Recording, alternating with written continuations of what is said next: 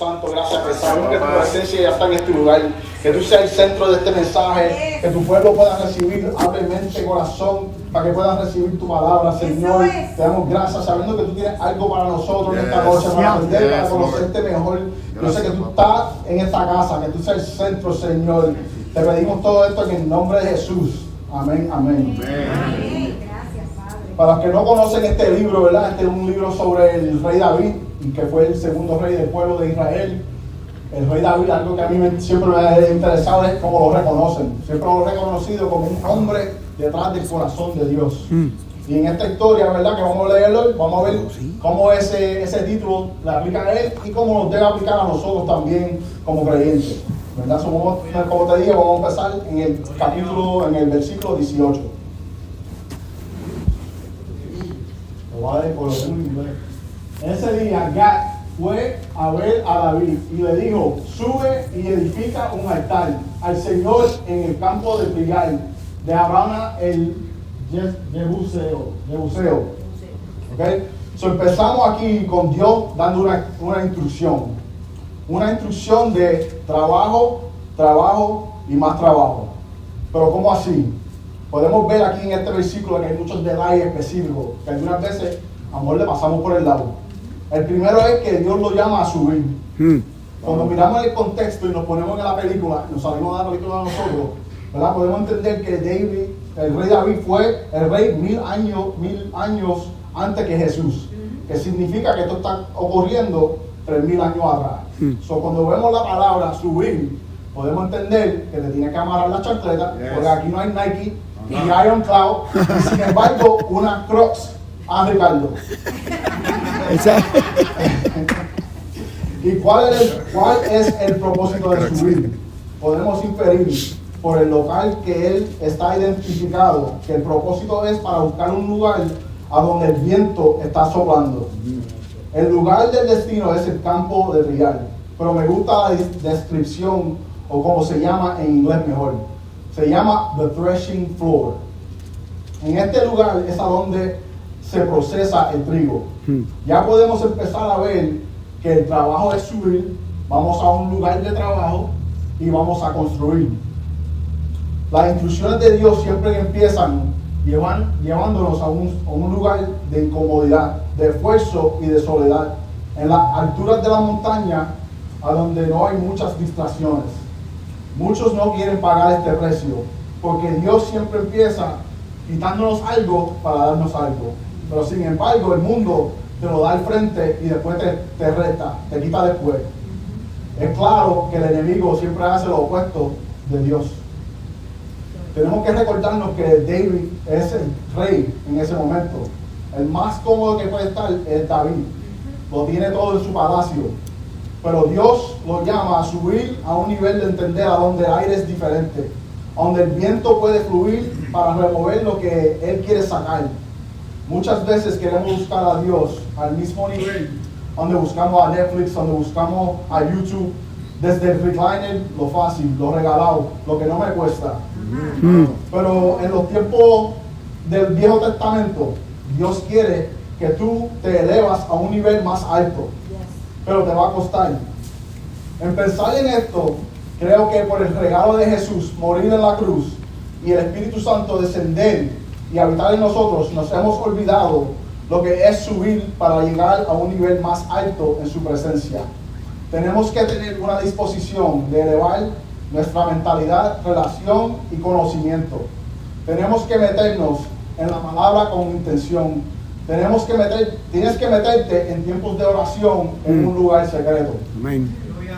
Y esto, como te dice, esto fue escribido hace como 3 o 4 semanas, y para ver lo que pasó ahora, no te puedo decir más nada.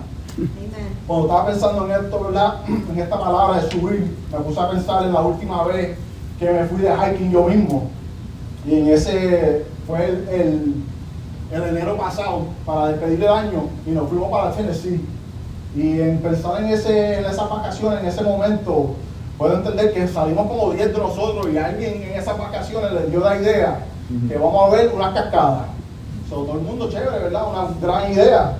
Todo el mundo salimos, los 10 llegamos y todo el mundo motivado. Empezamos a subir y los primeros 3 minutos Todo el mundo estaba contento, alegre, hablando, ¿verdad? Haciendo chistes, hablando de qué vamos a comer después. Pero después de momento, como se sintió la presión, ¿verdad? Empieza a inclinarse un poquito más y ya, pues ya los chistes no se dan.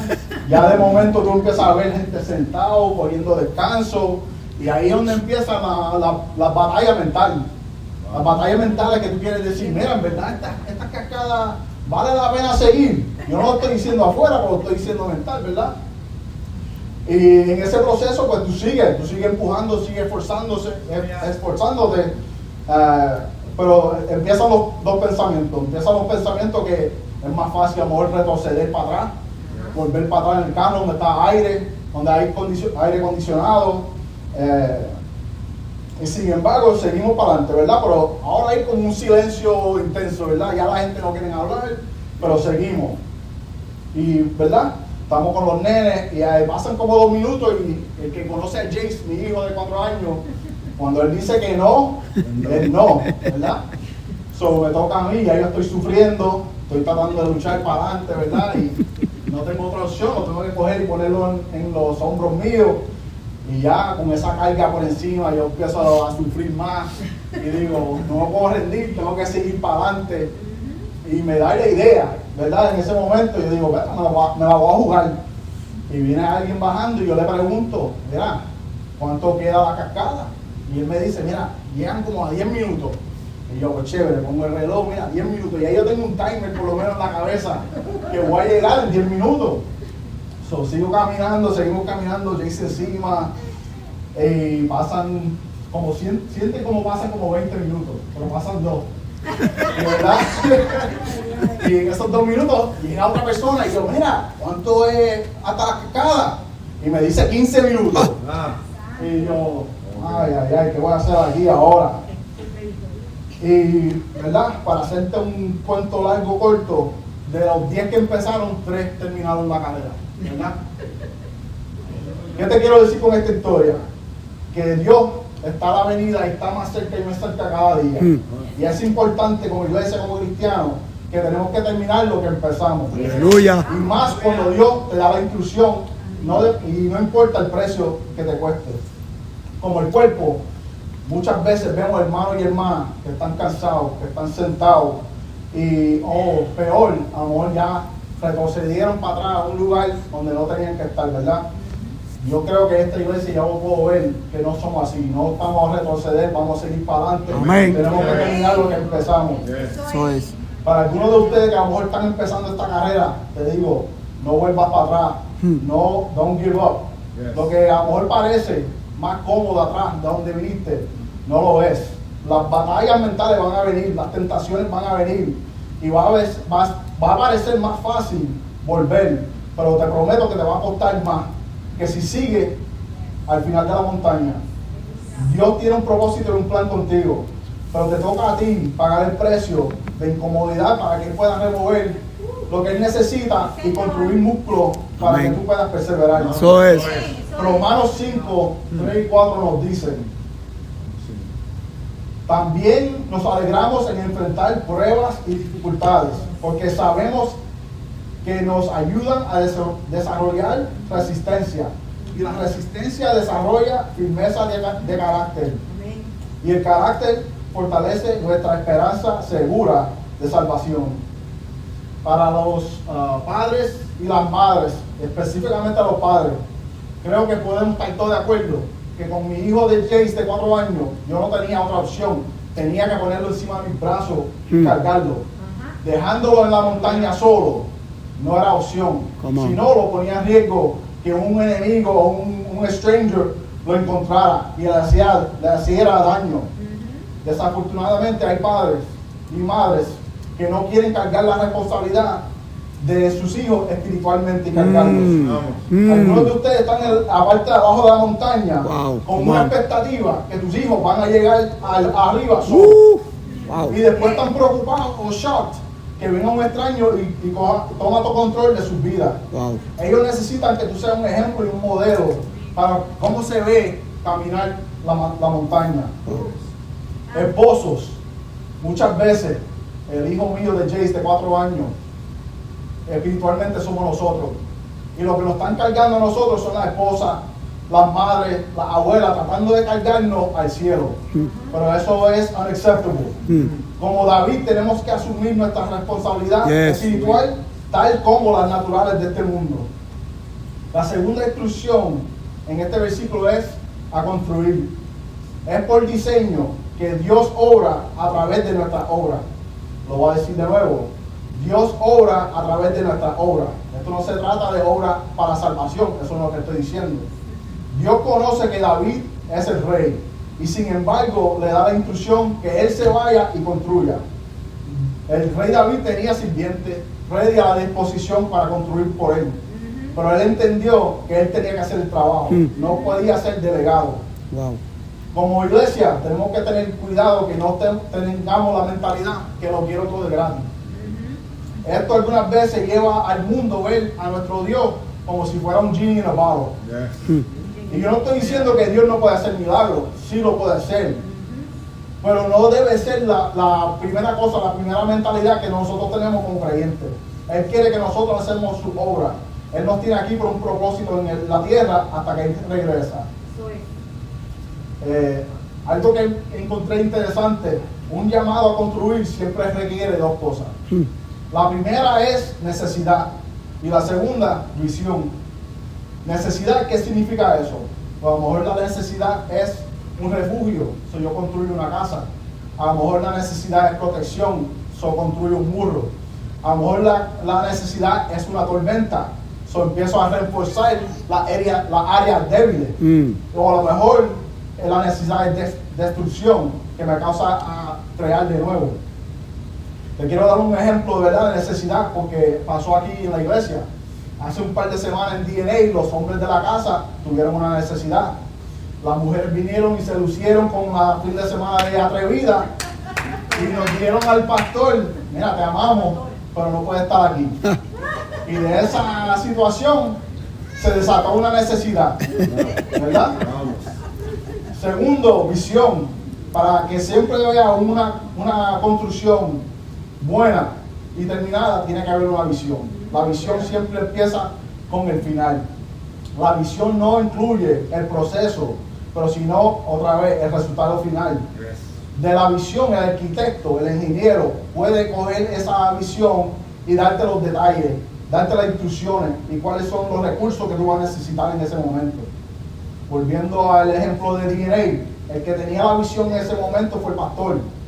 Te voy a ser sincero, habían un par de hombres que estaban ready a Home Depot a comprar un fire pit ya hecho, pero eso no era la visión. Y como el que tiene la visión también tiene la autoridad, los siervos obedecen. El punto que quiero traer es, cuando la cabeza de la casa tiene su visión alineada con la visión de Dios, tú vas a ver la producción y los frutos de esa producción. Lo mismo es para nuestros hogares. Hay muchos hogares donde la cabeza no tiene la correcta visión.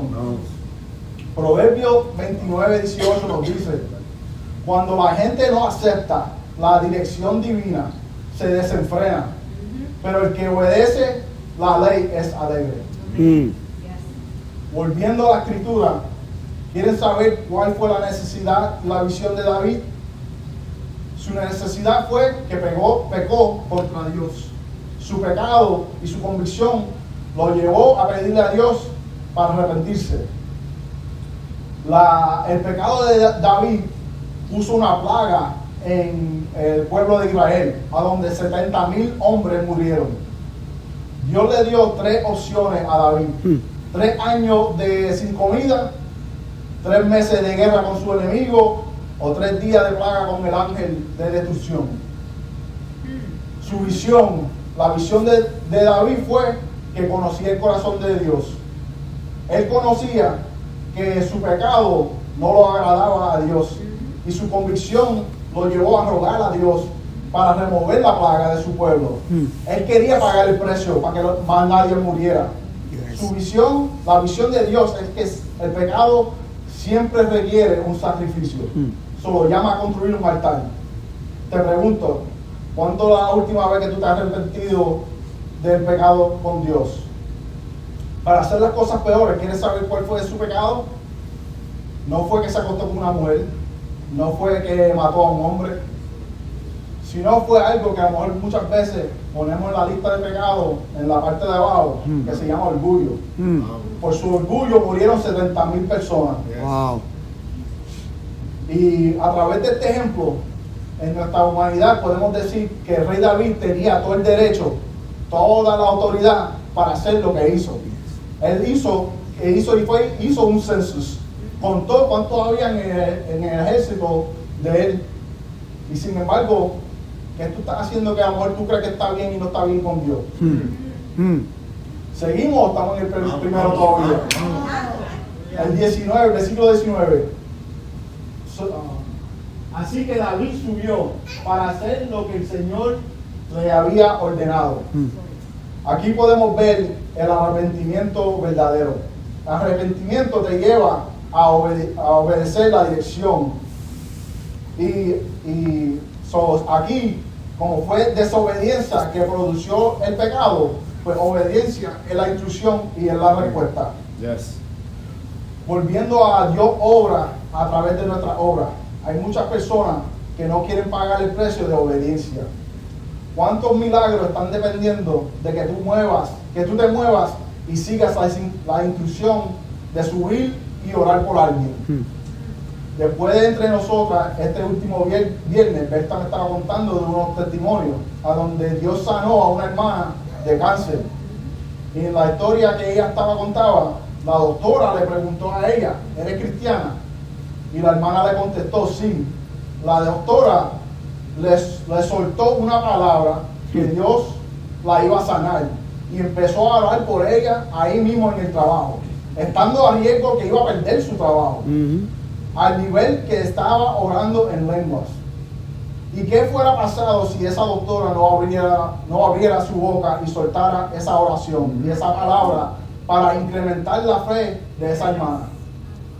Muchas veces sacamos ese proceso, esos trabajos de los testimonios.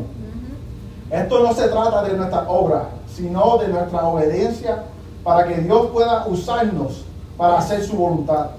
Dios es el productor de la película y nosotros los actores.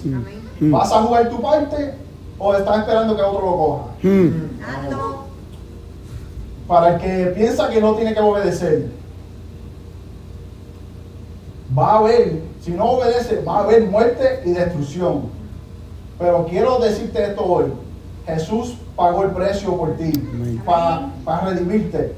Pero llega un momento donde Él puede decir y te puede dar lo que tú quieres. Romanos 1, 24 y 26 nos dice: entonces Dios lo abandonó para que hicieran todas las cosas vergonzosas que deseaban en su corazón.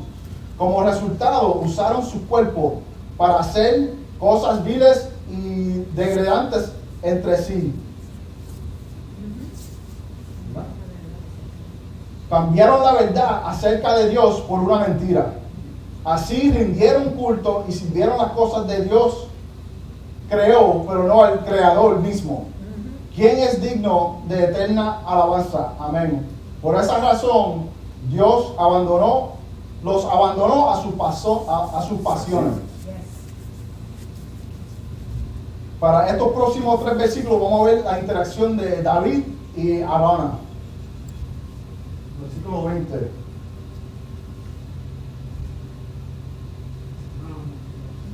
Gloria a Dios. Aleluya. Aleluya. Samuel 24:20. Pues desde la creación, no, ese no. Segundo de Samuel 24:20. Cuando Arauna vio al rey y a sus hombres acercándose, salió y se inclinó ante el rey, el rey, Rostro en en tierra. Aquí podemos ver que Arauna reconoció al rey. Me encanta que en principio dice que Arauna era un jebuseo, no un israelita. Sus acciones de poner su rostro y refleja que él reconocía la autoridad y el poder del rey cuando venía. Tristemente, los que están afuera de la iglesia son mejores en rendirse a autoridad que nosotros. Nosotros, como David, estamos llenos de orgullo, pensando que somos mejores que los demás. No está en la Biblia, pero encontré a donde hay interpretaciones que dicen que Arauna probablemente era el rey de los jebuseos, que decidió quedarse en su hogar después que David lo conquistó. Qué buena ilustración, que no importa qué título has tenido, ni qué tú te crees de ti. Cuando llega el rey a visitarte, te rindes delante del rey, entendiendo que él carga la autoridad de la vida y la muerte. Amén. El versículo 21.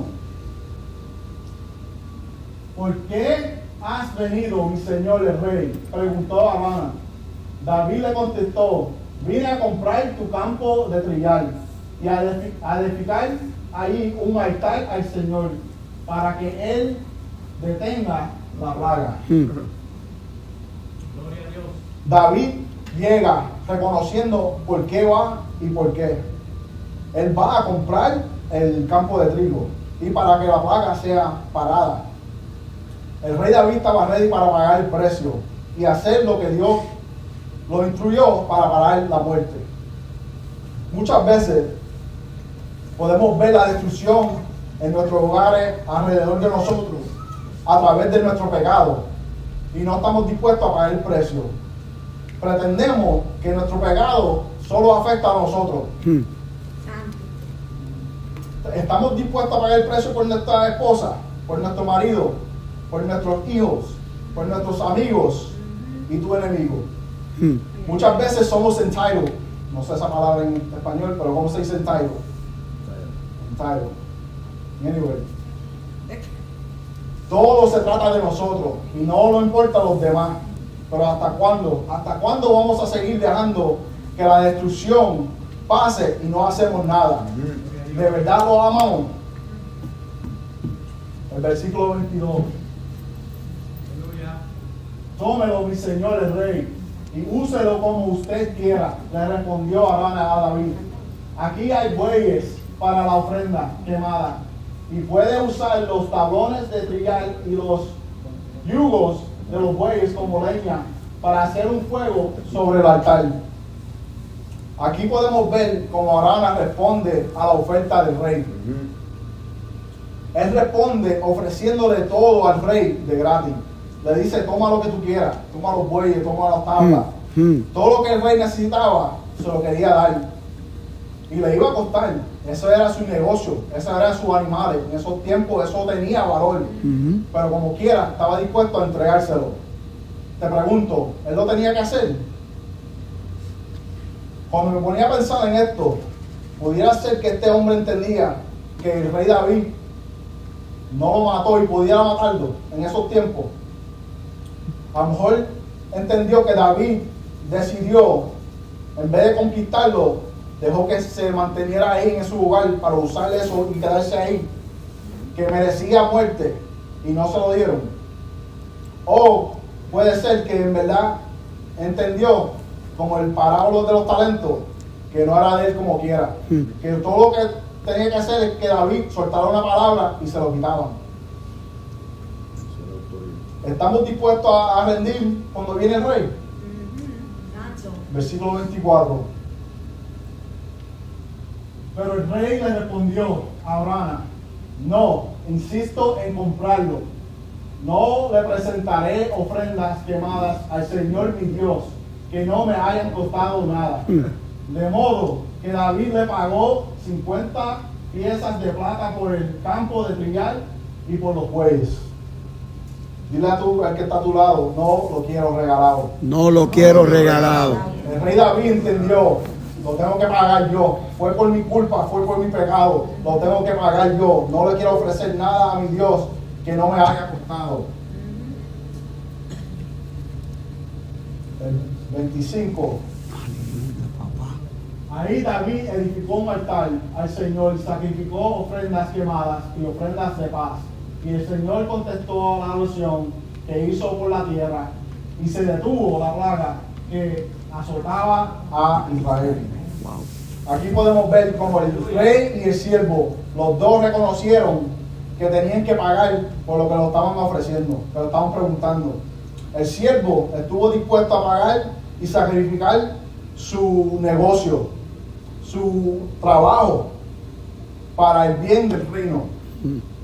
El sirviente pudo entender que a través de todas estas cosas, a lo mejor fueron de él, en verdad son del rey. Todo lo que necesitaba es que una palabra se diera para quitársela. El rey David, las acciones del rey David, es que está dispuesto a pagar el precio. Nos da un ejemplo, una foto de qué significa cargar tu cruz, para coger la responsabilidad y construir un altar de obediencia y hacer lo que Dios te pida. Para cerrar, quiero volver al threshing floor, al campo de trillar. Creo que no es por coincidencia que Dios elige a construir un altar en el threshing floor. El threshing floor era un sitio donde se procesaba el trigo. Y este proceso empezaba con los bueyes pisándolo por encima. Venían, ¿verdad? Y poco a poco los bueyes están pisándolo por encima para sacar ese proceso. El segundo proceso es que le ponen los yugos a los bueyes y los tablones y empiezan a arrastrarle esos tablones por encima, el segundo paso. Y el tercer paso es que vienen con el fork, ¿verdad? Y lo levantan al aire para que el aire sople todo lo malo y lo bueno caiga de nuevo. Aleluya. Está fuerte pensar que el lugar de Dios, donde escogió para construir un altar, es a donde te atropellan, te aplastan, te pasan por encima y finalmente te tiran para arriba solo para dejarte caer otra vez. Sin embargo, sin este proceso no podemos sacar el fruto. Santo. Romanos 12:1 nos dice: por lo tanto, amados hermanos, les ruego que entreguen su cuerpo a Dios por todo lo que Él ha hecho a favor de ustedes, que sea un sacrificio vivo y santo, la clase de sacrificio que a Él le agrada. Esa es la verdadera forma de adorarlo. Wow. Wow. Es tiempo que pongas tu vida en el altar de Dios. Él nos dice que esto es adoración verdadera. Yes. No cantar canciones o levantar las manos, sino que seas un sacrificio completo. Que le entregues toda tu vida, tu casa, tu familia, tus hijos, la música que escuchas, la manera que piensas y la manera que hablas. Amén. Estamos en un tiempo a donde los altares vuelven a ser santos otra vez. Yes. Es tiempo de limpieza. Yes. Un tiempo a donde la santidad no se negocia. Un tiempo a donde tenemos que seguir elevándonos al propósito que Dios tiene con cada uno de nosotros. Pero nos toca a nosotros hacer nuestra parte, de pasar por el threshing floor, a donde Dios nos va a pasar por el proceso de santificación y de consagración. Este lugar termina siendo a donde Salomón construye el templo de Dios. Dios escoge el threshing floor para ser el sitio a donde habita su presencia. ¿Qué significa eso para nosotros? Que Él quiere usar ese proceso para sacar el mejor fruto a través del tropiezo de los bueyes, de los tablones. Pero tenemos la certeza que en su altar vamos a terminar siendo nuestra mejor versión. La versión que es agradable para Él. Te va a costar sacar familia, amigos, música, pecado. ¿Estás dispuesto a pagar el precio? Santo. Me duele conocer que a lo mejor no. Mi conclusión, ¿por qué? Es que a lo mejor no sabes qué el rey hizo por ti. ¿Quieres saber cómo lo sé? Porque a mí tampoco, por una parte de mi vida, tampoco lo reconocía. Había una época en mi vida donde el burro en mi casa era yo. Donde mi esposa estaba construyendo un altar y yo la aplastaba. Y yo quería traer destrucción. Y ella seguía edificando. Y ella seguía construyendo. Y yo trataba de meterle música mala. Y ella me decía que no. Y se formaba una guerra. Pero tenemos que llegar a ese nivel. Donde nuestras casas, entre nosotros mismos, seamos un altar limpio y santificado para Dios. Sé que hay muchos hogares que van a luchar con esto. Que hay hombres y esposos y esposas peleándose una contra el otro. Que es fuerte. Que el que te está ahí para ayudarte te está tropezando. Pero te digo, mantente ahí, sigue construyendo, que al final Dios está contigo. Amén. Yes. Yes. Gloria a Dios. Yo voy para allá. Ya. Voy para allá. No sé si hay alguien aquí, ¿verdad? Que necesita construir un altar. Yes. Que Dios te está llamando a construir un altar. Te digo, es difícil, pero se puede. Amén. Se puede día a día, sigue caminando en fe. Eso Métete es. en la palabra, Eso métete es. en el lugar secreto, Eso es. métete en oración. Amen. Que eso te va a llevar a poder lidiar con este proceso. Amén. Señor. Espero que esto fue de bendición, de edificación, ¿verdad? Amén. Yes. Le doy gracias a mi Dios. Aleluya. Gloria a ti, Jesús.